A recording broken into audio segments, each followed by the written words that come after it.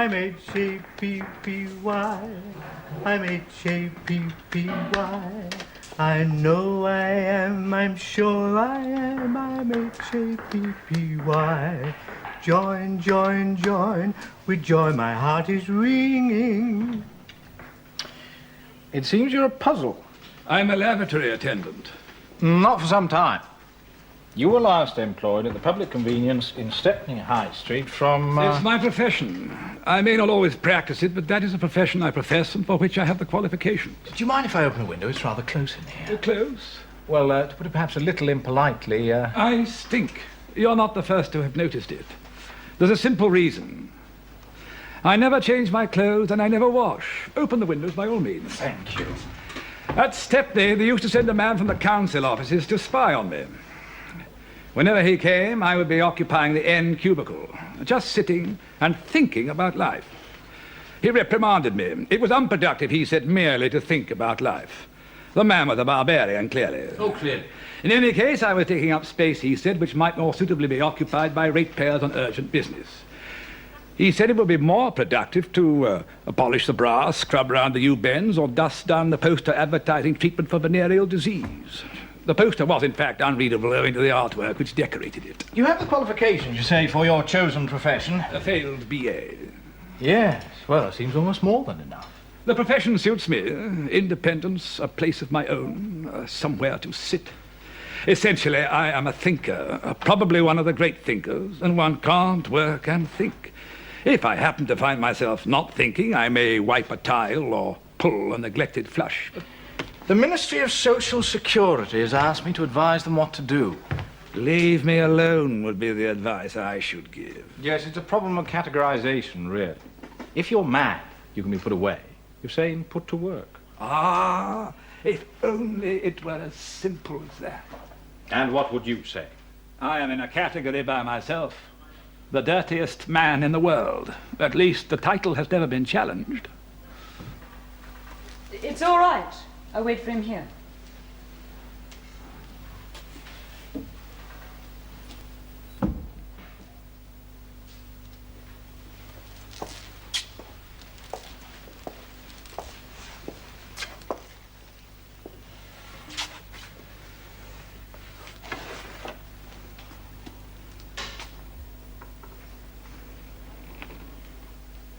I have no interest in traffic or machines.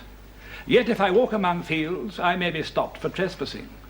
If a barn catches fire, I may be questioned. If a house is burgled, I am searched.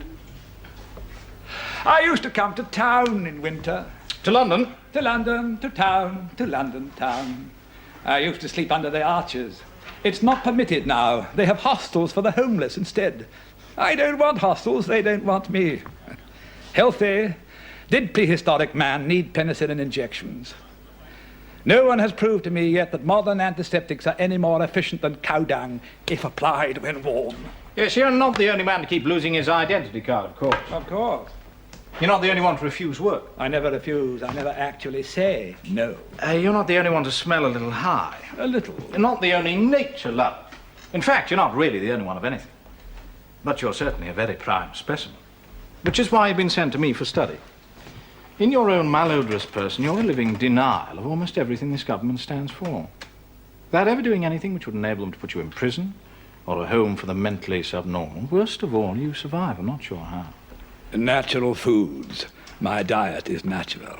Grass, sometimes. I have eaten grass. It's scouring. As a professional lavatory attendant, that shouldn't bother you. In the Soviet Union, you'd have been tidied away into a labor camp. In Spain, nobody would bother much with you one way or another. And in India, you might be kind of a saint. But here, in England, in the 1980s, with a government genuinely devoted to the material good of its people, you and your kind, Mr. Dirtiest Man, you are thorns in the governmental flesh. I have no kind. You have. Everyone has. And if you haven't, one must be found for you. Because administratively speaking, there is no way of dealing with individuals. And it's my job to find that kind, advise how it may be dealt with, or at the least, talk to fit in. Thank you for coming to see me. I'd like to see you again next Wednesday at 6. Provided you keep the appointment, the police will leave you alone.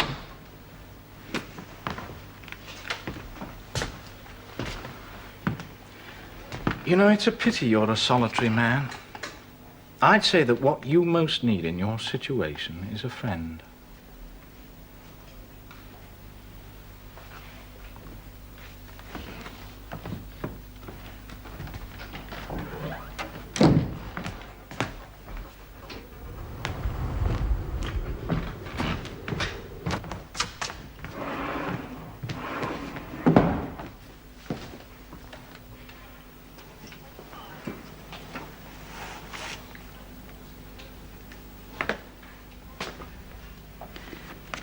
I'm back, as you see.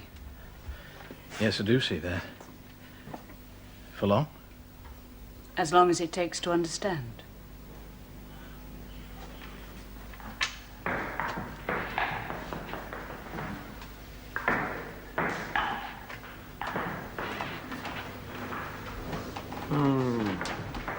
It's very nice here, you know.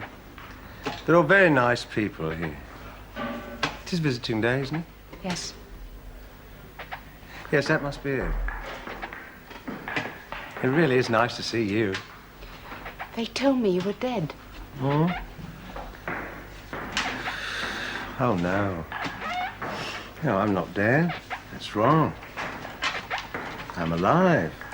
Could you leave here if you wanted to? Yeah? Well, they let visitors in, so it can't be too difficult to get out, and the walls don't look very high. I'm not suggesting it. They wouldn't like it. They'd punish you. They wouldn't like it, so who needs to?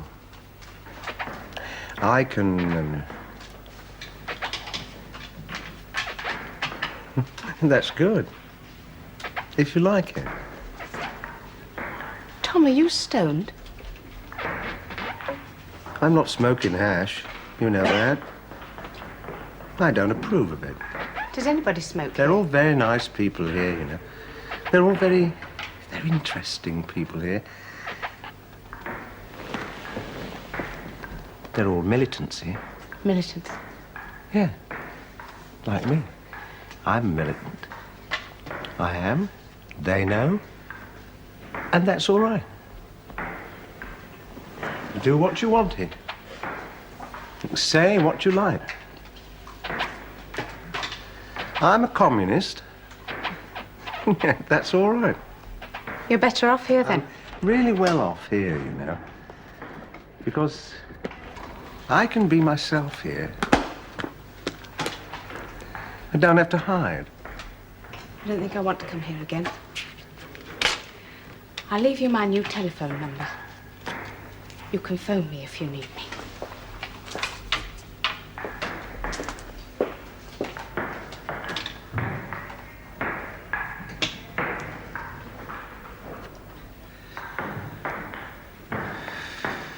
It's like cell division. Like seeds blown in the wind. Do you remember at the cottage last summer, we found that oak seedling in the rockery? I said, what's that? Mr. Walker said, it's an oak. Now, there was no oak tree for miles. No acorn. Some squirrel, or a rabbit, or a bird even, may have dropped it. And there it was, an oak in our rockery. Cornbeers like that. I've missed you now. Go on. Well, there were a dozen of us at the beginning, but I don't know how many Cornbys there are now, or who they are, or where they are, and very few know me. There's no organisation. You see, a Cornby acts on his own, wherever he may be. Well, of course you're bound to get a few rogue ones, silly ones, self-publicisers like those Freedom Radio people, idiots. The first rule is that Cornby doesn't take credit for anything, and it doesn't do anything itself. It just organises the event and tidies up afterwards. That way there's no trail back. Not to Cornby anyway. Whether someone is caught doesn't affect me. There's only been one... Well, I'm always at risk, of course. I always have some fear. There's only been one trail back to you. But not a trail, exactly. Just Wilf. And you killed him. You know, I had to. I know you said so. I saw Paula Hollis in Harrods the other day. She's dyed her hair. It doesn't suit her. She didn't realize my husband had arranged her husband's murder. That was you, I take it, or at least your Cornby, yeah. Why? Well, you know why. We spoke of it that night when we went to dinner there. Because he was good, kind, efficient. Yes. Now, let me be quite sure I've got this clear. You personally killed Wilf because you were afraid he'd talk. That was in your personal capacity as a man, murder in self-defense. In your public capacity as a Cornby, you helped to kill Jeff Hollis because he was good. What sort of a murder was that? Remind me. Well, you know that too. I said, remind me. If a terrorist organisation wishes to bring down a government, it must strike first at those ministers who are most popular and most humane. In the end, no government can be overthrown until a majority of the government wishes to overthrow it. Acts of terrorism provoke countermeasures, which will alarm, harm, or at the least inconvenience ordinary people. Those countermeasures will be most immoderate if it's the moderate members of the government who have been removed. Murdered. Yes. Look, do you think I don't lie awake at night sometimes dreaming about the people who've been killed? Don't feel sorry do you? for yourself, Frank. It's despicable in the circumstances. Well, you've explained your organisational absence of it. And how you work and what you do, which is killing innocent people so you can provoke the government into killing more innocent people. It's all a contribution to the quality of life, I suppose. Eleanor, But don't what practice you have your to irony explain- and condescension what on me. you have not explained is why. You're not political. You've never been political. And as far as I can see, you don't want to be king or anything. We don't want anyone to be king, Eleanor. Anyone at all. Maybe somebody has to. Nobody has to.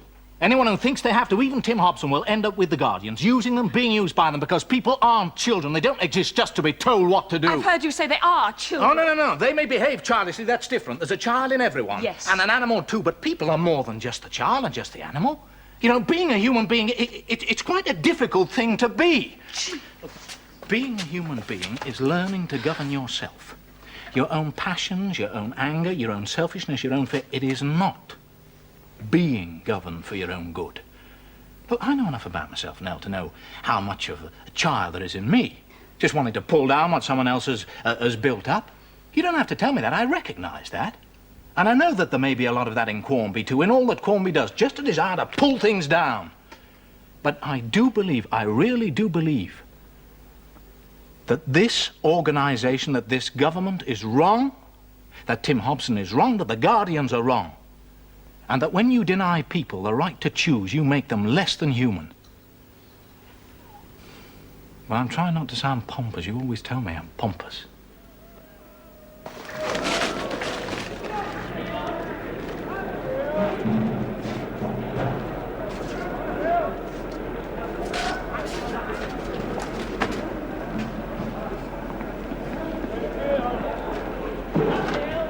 Have you any discarded vegetable produce of some succulence and high protein value?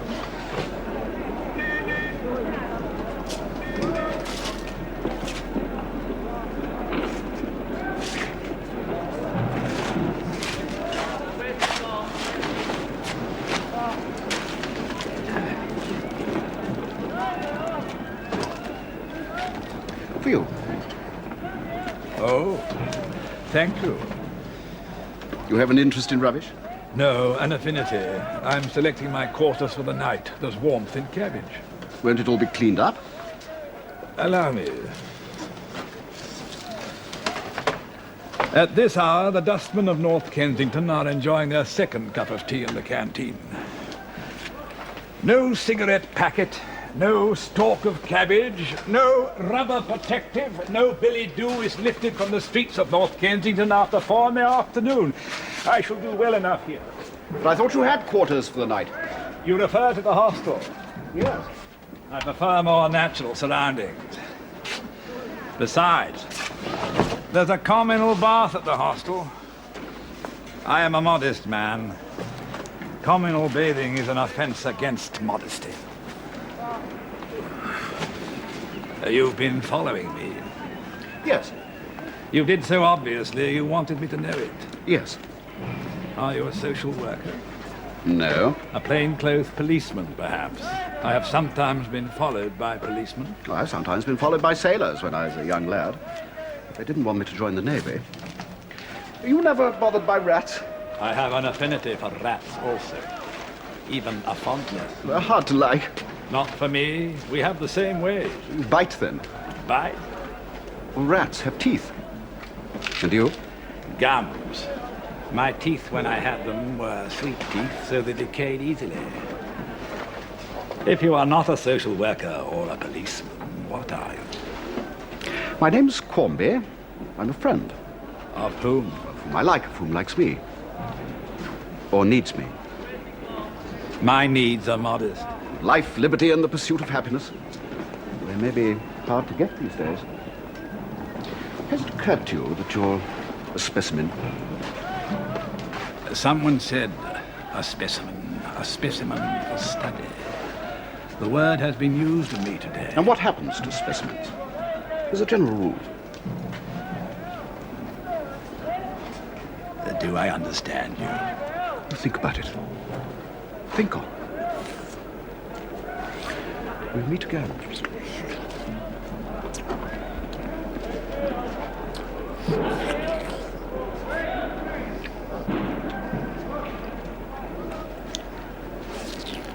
I'll bring the children back tomorrow.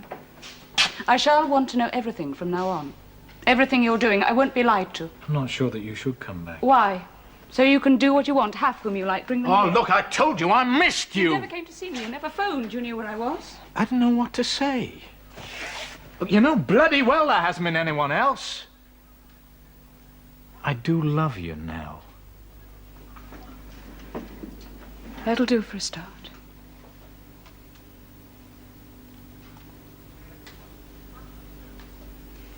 I feared for you. I feared for you. We'll go to bed first. And I'll make some tea.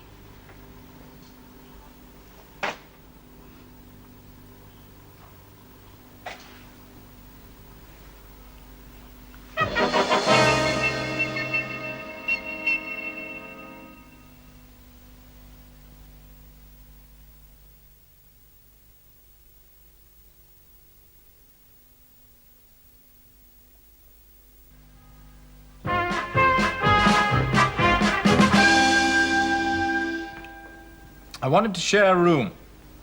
Yes, share. The drug's intended to reverse his usual pattern of behavior. Now, by nature, he's a solitary man. Well, he doesn't like people. In fact, he prefers rats to people. Now, one of the ways in which we can observe a change in him is to put him in the company of some other person and see if he develops the ability to form a relationship. Yes, exactly. There is a problem, however. He has rather a strong smell. Now, we don't want to wash him. He's been washed in the past. He doesn't like it. Well, you'll have to find him a roommate who doesn't notice his smell.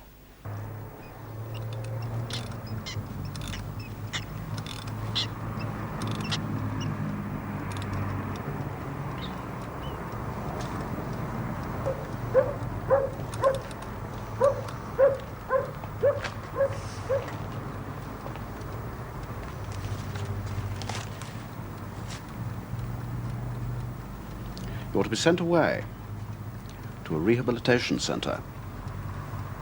They'll rehabilitate you. How do you know these things? Devices, I have devices. I live on the underside of the law and get my information deviously. How can I be sent? Legally, I have committed no crime. You'll agree to go. Oh, no. Otherwise, they'll take you into care. I need no care. But mine, I care for you. Why did you fail your BA? I was a scholar at my college. I recited the Latin grace before meals. At the end of 3 years, in common with many others, in a high state of anxiety, I was to endure a week of examinations. I looked at the first question paper, the Anglo-Saxon paper, and decided that no one had the right to ask me such questions, and left the hall. They failed me. So you don't lack intelligence, but merely application. It's good. You're keeping me up. If you wish to avoid rehabilitation, I can tell you how. I have been rehabilitated before. Offers of employment, food, I have sung hymns in the Salvation Army Social Center for bread and jam. It doesn't go. I am as I am. But if they tried drugs... What? You remember that the word specimen has been used. They'll use you to test a new drug. But if Now listen carefully and try not to interrupt. Your behavior is socially undesirable. There are others like you, tramps, drifters, thinkers, you would say. Isolated people who give nothing to society while they can and become a burden as they grow old and helpless. Now, the government doesn't like that. It doesn't know what to do with you as you are, and so you must be changed. Become happy and socially useful. This new drug will change you. You'll begin to form relationships with other human beings. You'll develop ambitions. You will actually want to wash. Your thoughts will become constructive instead of... universal. I shall gain soap and water and lose the world. Yes. What shall I do? The drug will be in your food. Refuse to eat? I have gone without food before, in leaner times. Solution is neater. Everyone at the rehabilitation center is drugged, though they don't, of course, know it. Now, their problem is the opposite to yours. Intransigent, resolute, ambitious, aggressive. Men who might have tried to organize resistance to our kindly and paternalistic government. They've not been shot, they've not been brutally imprisoned, they've merely been changed into tractable, meditative, contented and uncompetitive people. They've taken on, in fact, many of your characteristics. Now, the drug used in their case is cannabis, administered, as yours would be, in food. Delicious casseroles and stews, shepherd's pie, moussaka. This is always a choice at the center. My meals, then, would have to be served separately. Exactly. As to feed you cannabis would merely intensify characteristics you already have. Your drug, the new drug, has the opposite effect. My guess is that you'll eat in your room and that you will have a roommate. You follow me? I am ahead of you. Persuade him, deceive him, do what you will. But change the plates. Let him be their specimen. He will be changed. Need that concern us? You wish him to escape, I take it. Well, as you say, that need not concern me. My problems may be yours, yours are not mine. You are intelligent. Almost more than is necessary.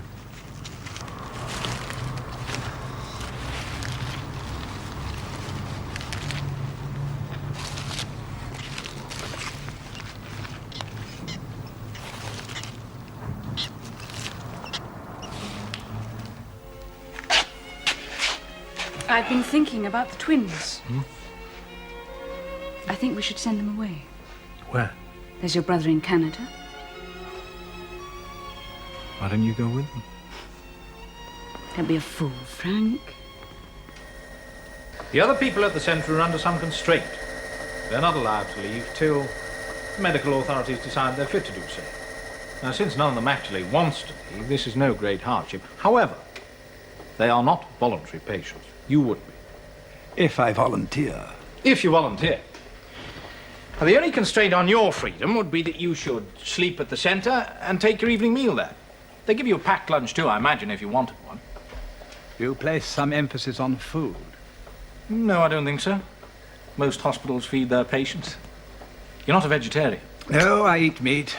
Meat is a natural food for man. Good. Now, if you agree, we'll require you to spend at least a month there. Do you agree?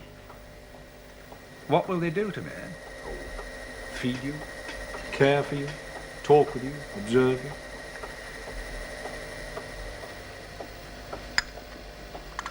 I agree.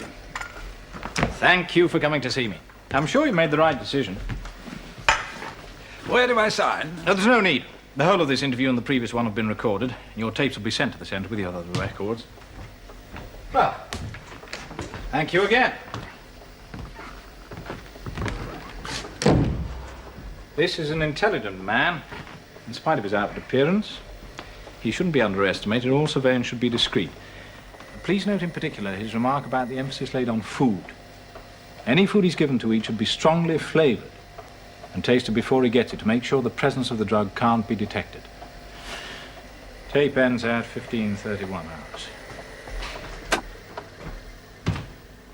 If you want to watch television, you know, we can go into the lounge. We always go into the blue lounge. That's because we're blues. Greens always go to the green lounge. But if we want to, you know, we can ask some of the greens to come to the blue lounge. And they can ask some of us to go to the green lounge. We're having our dinner in here tonight, otherwise we'd be dining in the blue dining hall. Greens always dine in Das the... Kapital. Huh? It's because I'm a communist. I always say, you should have made me a pink, not a blue, and everybody laughs. We're always making little jokes here, I won't think of them. Yes, I can have any book I want. Marx, Lenin, Engels, Golan. Do you like Edgar Rice Burroughs? Some of these are first editions. I seldom read. I prefer my own thoughts to the thoughts of other people. There are bars over the window. Well, one of those bars comes out. Let me show you. This one. See? Must have forgotten to mend it. Come in. I've just been showing him the bar. Better put that back, you might fall out. You did order goulash. Yes. And it's hamburger for you, Tom, rare. Yes. I love raw hamburgers. You know, lots of people from working class origins, they don't like raw meat. Not me. I love it. Cider tonight? Oh, this cider is really great. It's really marvellous, this cider. Your mouth gets very dry in here, you know. I think it's the central heating. There are pyjamas under your pillow. I prefer underwear, my own. Suit yourself. Tom will show you the bathroom. I don't take baths. Well, I expect you'd like to spend a penny, though, from time to time. I may visit the lavatory later on for the purposes of meditation. You do that. I'll be back in a minute with your pudding. Oh, great. Now, eat it before it gets cold. Well, don't you want any? What? You want dinner, don't you want it? Yes. Yes, I do. I wonder, do you like goulash? Oh, goulash is great. It's absolutely marvellous, a goulash. It's just that, seeing you cut into your hamburger, suddenly I felt the desire for red meat. Well, your meat's red. They put paprika on it. Raw meat. Bloody. Right, try a bit.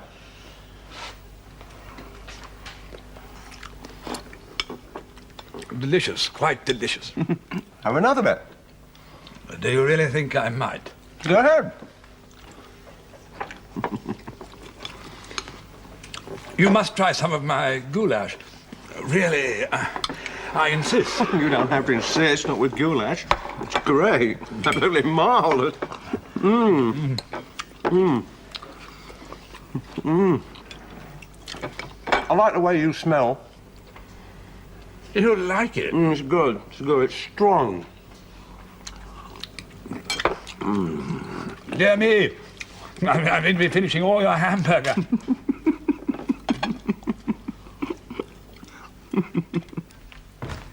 We have to kill him, I suppose. Your dirtiest man? Well, of course we do. He's far too intelligent to be allowed to survive. I just wondered.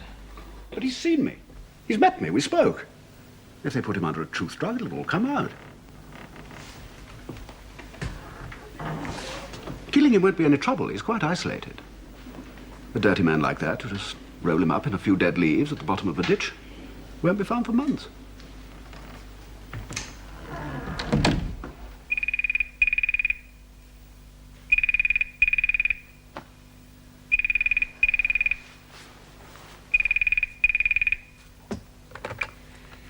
Two 4609.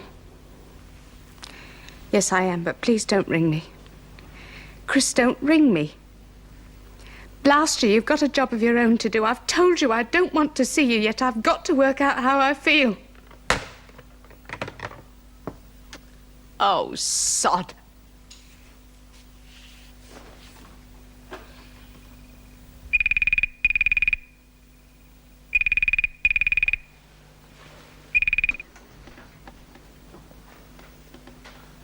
Nine, 30, 31.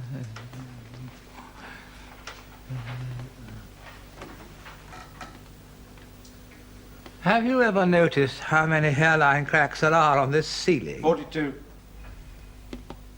Unless you count them as one continual crack.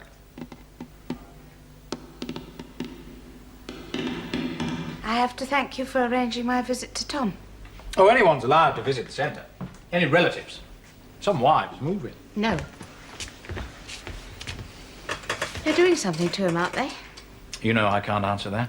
I could have sworn he was stoned. He's been through a very difficult experience. They may have put him under heavy sedation.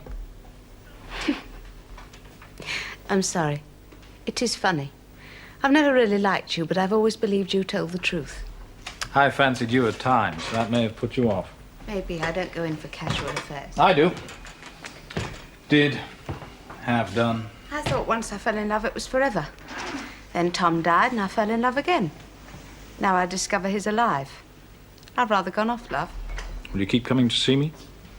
You. How about your migraines? I don't have migraines now. If I'm looking strained, it's because I can't sleep. My phone keeps ringing. And you don't answer it? Not anymore. Oh, I think you should. Well, it might be anybody. Eat your omelette. No, Why not? Omelettes are good for you, said so yourself. I don't care. Tell me why not.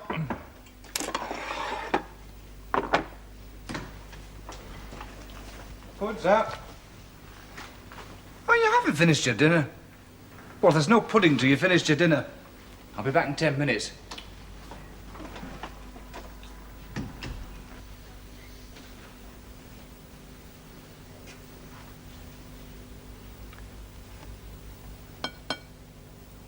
I think you've got something to tell me. I never intended to keep it a secret. You were bound to become inquisitive. Please, do try and finish the omelette, if you can. She says she's not answering the phone. I know it. I'll go round tonight. If he's escaped already, the G's will be If waiting. he's escaped already, I'd have heard. But don't ask questions, Frank. Just take it I'll know. He won't be such a fool as to go home. But the first thing he'll do when he's out is to telephone his wife. And he'll make the break by night, partly because it gives him more time, and partly because she'd be at work during the day.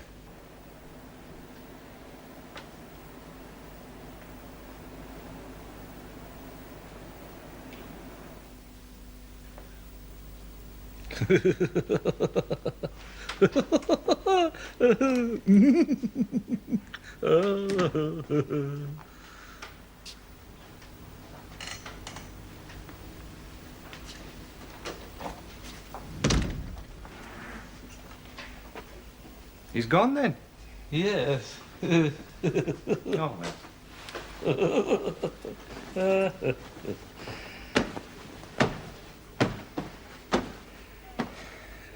You've come to kill me, is that it? No manner of speaking of her. I thought that might be it.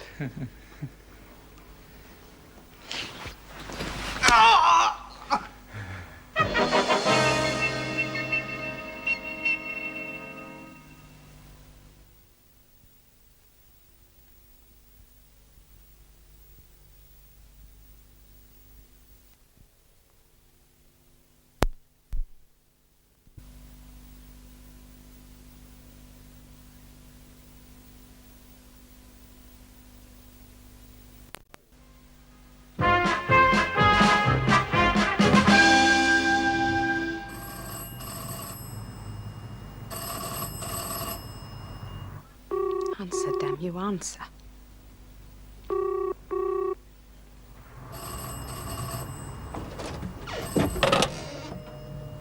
One 194-6325. Hello, could I speak to Mr. Quarmby, please? Cornby speaking.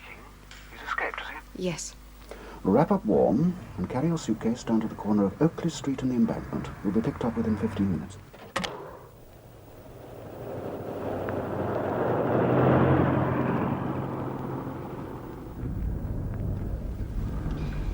He's hiding in the 7-8 forest. He hasn't any money. And Clothes? yes, he's wearing some things he took from his roommate. They're not very clean, but they help to disguise him. If he does what you've told him, he'll be hiding in the trees. You get out. I'll be driving because we lose the driver at Reading. I drive off and leave you alone together so you can make sure it's not a trap. And come back in 10 minutes See how you're getting on.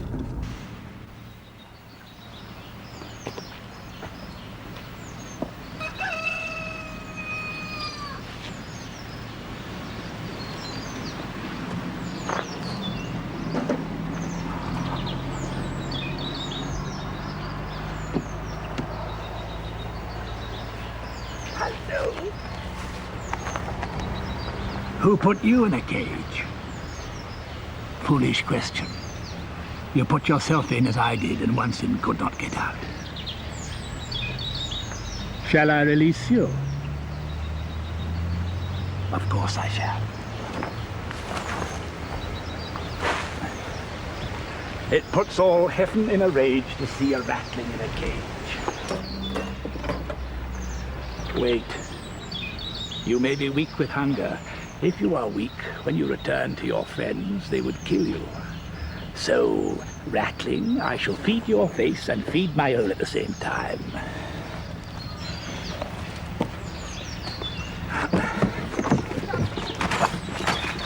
What have we here?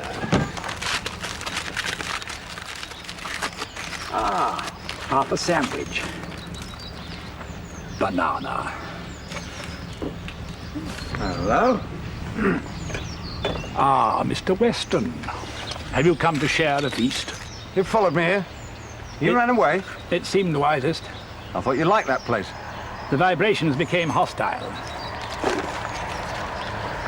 My clothes don't suit you. Yeah. You must be pretty cold, I think. I have been colder. Apple cores. Were you sent to meet me here? No, I came for food and perhaps some clothing. This blanket is clearly institutional and therefore stolen. On the other hand, I once found a discarded rug in a litter bin. Rather a vulgar tartan, and someone had been sick on it, but I wore it very comfortably as a shawl until it fell to pieces. My instructions were to be here at 6 o'clock, ready to be picked up. By whom? Why, don't you know? No, I told you. I'm here for breakfast.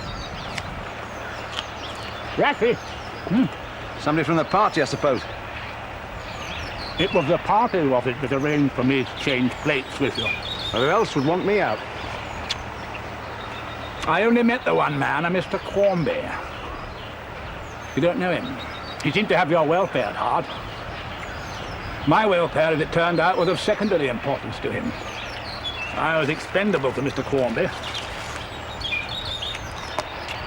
Like these excellent carrot tops. Yet there was still much good in me. I should like to meet him again. Trap for vivisection. What kind of a man would you say uses live animals for his experiments? It's progress. Can't stand still. My father knew a farmer who caught 4 rats and hung them up side by their tails in a barn. At the end of 3 days, there was only 1 rat left. Upside down as he was, and starving, by thrusting himself sideways, he had managed to kill and eat the others. Then the farmer cut him down and let him go. Soon there were no more rats in the farmyard. Our upside-down rat had developed a craving for rat flesh. You seem to know a lot about rats. We share some of the same tastes and habits. This looks like your friend now.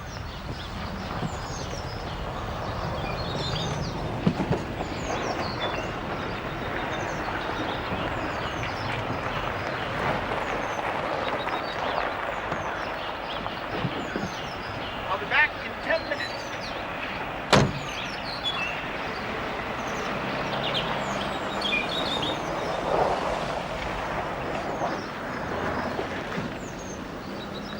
Tom? Tom?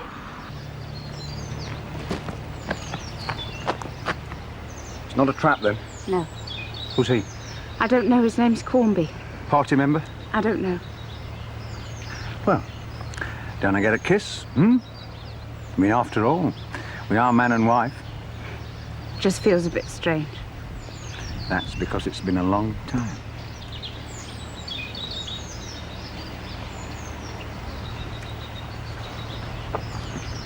You've really gone off, haven't you?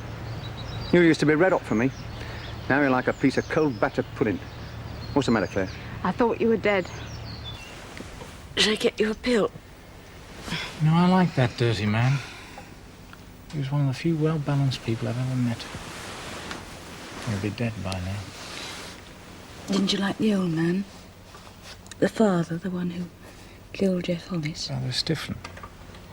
His life is already over in most ways. And Jeff himself? She's on their side. And Wilf? My Wilf? I was frightened. So was he. I didn't hurt him. I do dream of him sometimes. Sitting there, waiting for me to kill him. When I was a boy, we had a cat. Thomas. He was my cat. He used to wander rather a lot. One night, I had a sort of a noise at the door. When I opened it, there was Thomas. I picked him up, but he had sick all down his front, so I dropped him again, hit him, closed the door. Turned out later he'd been all ripped up by a dog. It wasn't sick, it was his intestines. I dream of Thomas, too. Wilf and Thomas. I'm not a coward, love. You remember those Freedom Radio people? Yeah? I helped to catch them.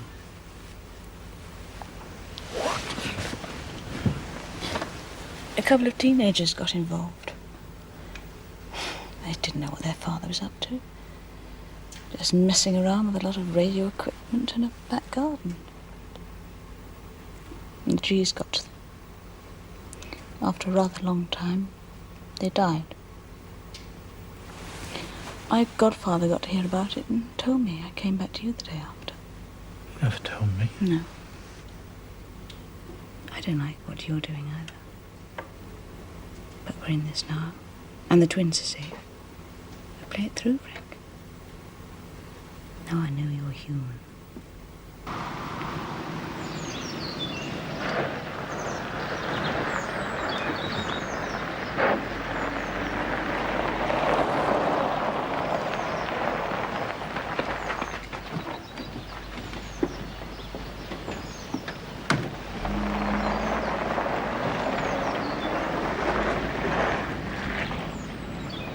First things first.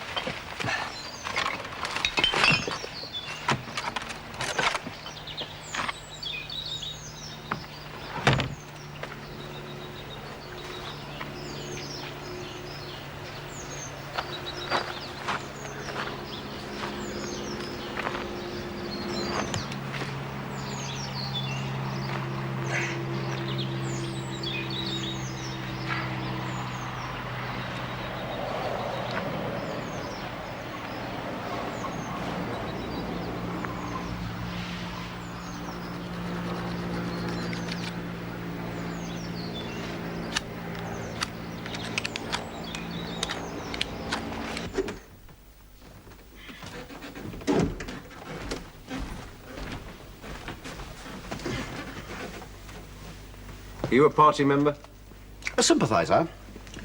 Well, things have changed since you were put inside. There's a united front, people of all sorts who dislike the government, working together. And what are you? A weak-kneed milk and water liberal. I didn't mean personally. I meant what's your organisation? Similar people, we work where we can do most good. Sort of like Christian Aid, it's multi-denominational. So, you'll pass me on, is that it? Not immediately. There's a job to be done. I'm sorry, I couldn't tell you. What job? The Guardians Brigade HQ at Redditch. We thought it might be rather jolly to blow it up. Exploded? Yeah? Now, you've never been at Redditch, so with luck you wouldn't be recognised. But you have been a G, Captain Weston, and you know your way about. Mrs. Weston's brought your uniform. It's in the suitcase. I'd need confirmation from a party member. Do please try not to be unreasonable. Your own contacts in the Communist Party don't exist anymore. For obvious reasons. I never What do you remember of your first week in captivity? You tried to commit suicide and you failed. What drugs were pumped into you during that week? What names came spilling out? So you don't remember, you can't remember. The mind has its own merciful mechanisms to blot out what we daren't remember. Please. Now, I'm sorry, it has to know. How do you know? About me? I have friends, people I work with. I tell you plainly, it's better for everyone that you shouldn't know more names than you need. Which is none. So, I take all the risks, and your organisation gets all the credit, is that it? No, we're not interested in credit. Because if you want to put a party label on the job for what it's worth as propaganda, you're free to do so. But my friends are more modest. We just don't like the G's. Yeah, I'm tired. We'll rest afterwards. Move on afterwards. I told you I had some contacts. But until the job's done, even the party won't want to know you. I don't like it. There's something wrong. Plenty of time. Shall we have a cup of tea? You'll feel quite differently, I assure you, come this evening.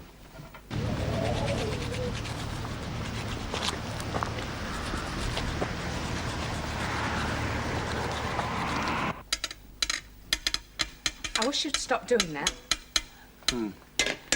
My mouth feels funny. I've got quite an appetite. It's nearly ready. You said he'd be back by 7:30. It's only mince, it'll keep. Look, I don't want to wait. I want my dinner now.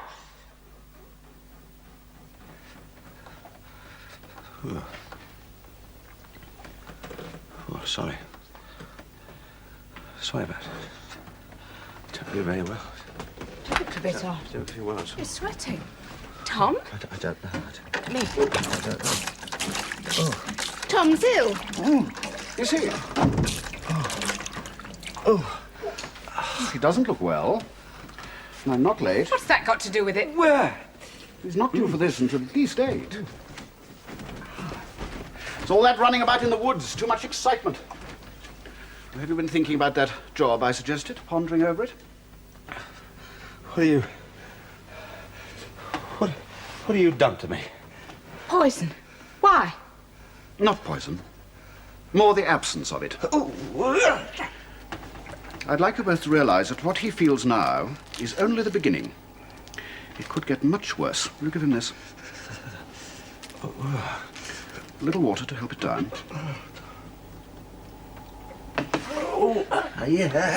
What is that pill? I don't know what it's called. It's a new drug. He's been taking it every night at about this time, always in food. Quite wipes out the effect of cannabis, doesn't it, Captain Weston? Restores all those heroic qualities. Courage, dedication, ruthlessness. And the trouble is, it's ferociously addictive. And you're hooked. You'll need one tablet every evening, and only I can supply it. You feeling better now? You'll notice I have only one pill with me at a time. So violence like flattery will get you nowhere. So, shall we begin talking seriously about that demolition job? Get him out of here. I'll have my supper in the car. I can't bear unpleasantness. Is there a cure? Well, there's always a cure. When he's done the job? Will be the time to talk of it.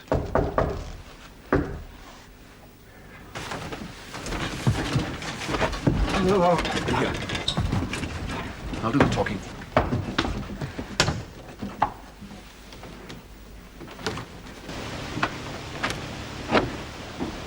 Can I help? Me? You have done so much already. I'm surprised to see you. Then you still have my welfare at heart. Of course. Then you will not grudge me this.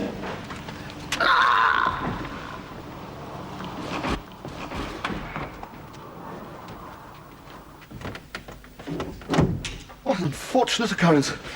I'll take my clothes if you still have them. The drug! Yes, your dilemma had not escaped me. Paper. I wish your job to be satisfactorily completed. Telephone this number. If a man answers, you will say...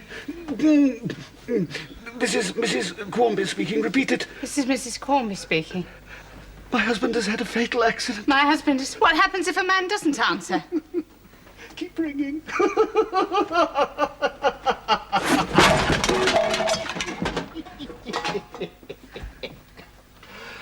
Oh, if ever I used foul language, I might be tempted to do so now. Oh, sod. My husband has had a fatal... But I know this number. The rat had developed a taste for rat flesh, you see. I know this number.